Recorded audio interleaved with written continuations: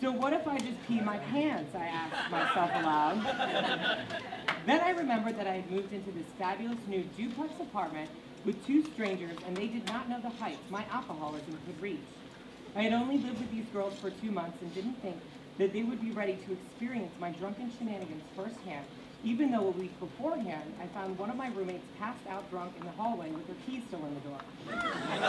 As I contemplated what to do, I peed my pants. Damn it, I screamed. I was in a brand new suit, and I was standing on the corner of 7th Avenue and Charles Street pissing myself. It was already coming out, so I just went with it. Once it starts, there's really no reason to stop it. As the pee warmed my legs and went down my shoes, I continued walking up the street. A homeless man glared at me with a look that said, "Oh yeah, I've been there before." I was so embarrassed to be seen by anyone. I began walking briskly in my piss-soaked clothes until I reached my apartment.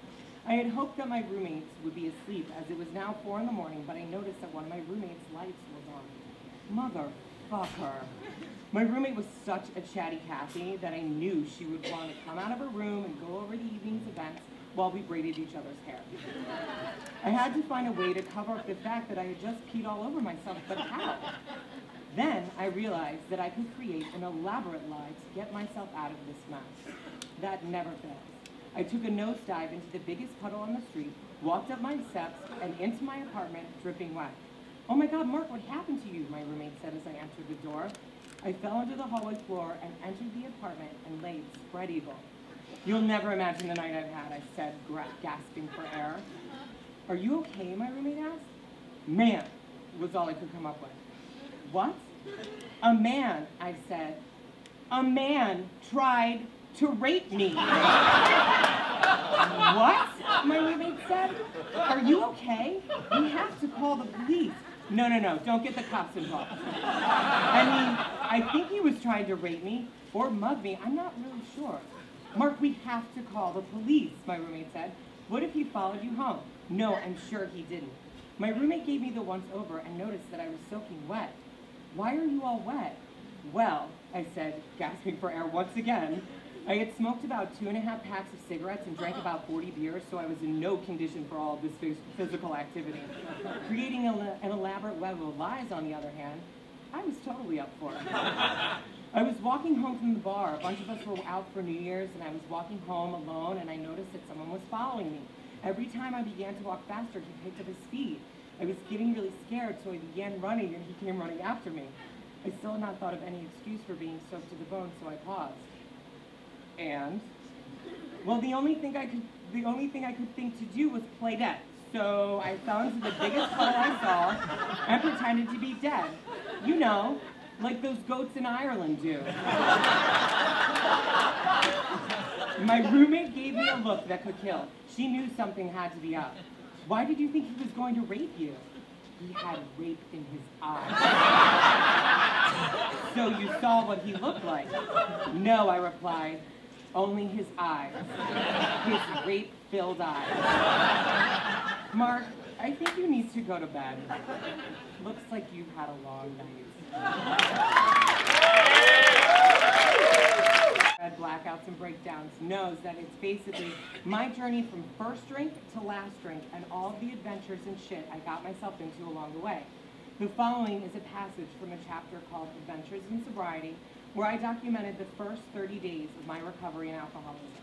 The odds were completely stacked against. It doesn't get serious, so don't go crazy. I compare my alcoholism to Susan Lucci. Like, it's really not serious. Everyone's like, ooh, alcoholic. The odds were completely stacked against me. I was dating a psychopath. I had literally hit rock bottom, and the people I surrounded myself with were all drunks and liars. I'll never forget, as long as I lived, my first day in AA, when a friend of mine walked up to me and told me that he didn't think that I would last 5 days. That was 1,181 days ago, and this is day 22.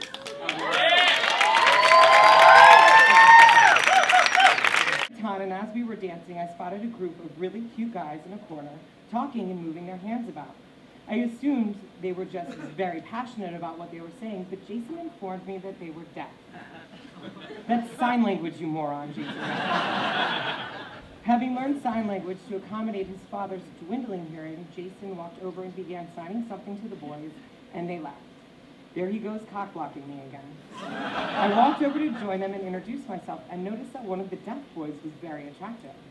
Jason, that one's really cute, I said about the boy I was eyeing. Oh, Mark, Jason said, how on earth are you going to have a conversation with him? Oh, Jason, how little you know.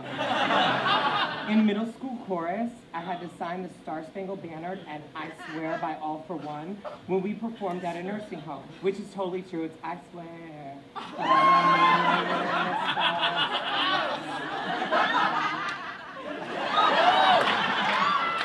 I don't lie about shit in this book.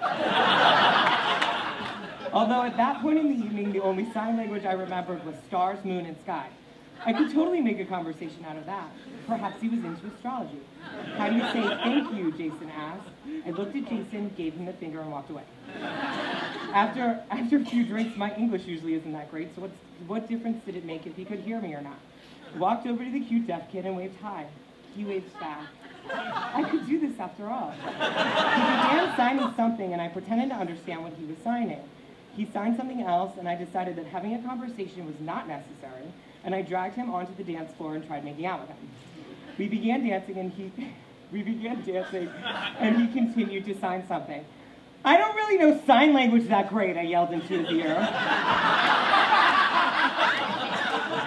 After remembering that he was deaf, I gave him an I don't know look, and we continued dancing, but I could tell that the deaf kid was drifting away. He kept signing something, but I didn't know what it was, so I just kept grabbing him and dancing. I saw Jason yelling something from the other side of the room, but I just ignored him. He was always trying to ruin my fun. But I wasn't going to let him do it this time. The deaf kid kept on signing, and I had no idea what was going on. Finally, Jason intervened. Mark, what the hell are you doing? He asked as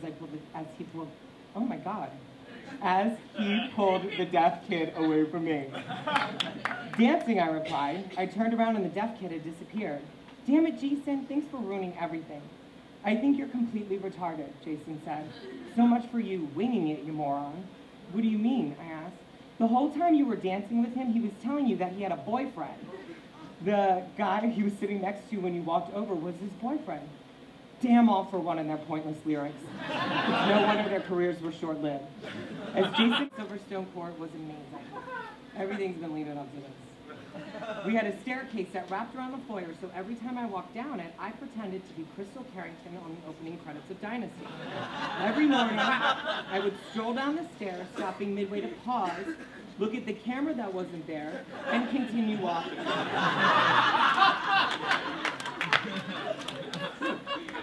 I loved her and her shoulder pads. I wanted to be her, and I was. Every time I would strut down that spiral staircase. But that evening, I had a surprise that may have been better than Crystal Carrington herself bursting through our front door with the news that Denver Carrington had been taken over once again by Alexis. I officially had the best Halloween costume ever. Katie Kelly Catherine, what's up? I said as I breezed down the stairs. Mark, she replied, what's all over your face? Shoe polish, I said as I made my way down the stairs and greeted Katie Kelly Catherine in the foyer. Now I really look like Homie the Clown. I had taken my father's shoe polish and smeared it all over my face. I thought, at age 10, that my Homie the Clown costume would not be complete unless I was in blackface. In my mind, making fun of homeless people was a bad idea, but going out of doors as a satirical African-American clown was completely acceptable. I suppose you do, Katie Kelly Catherine responded.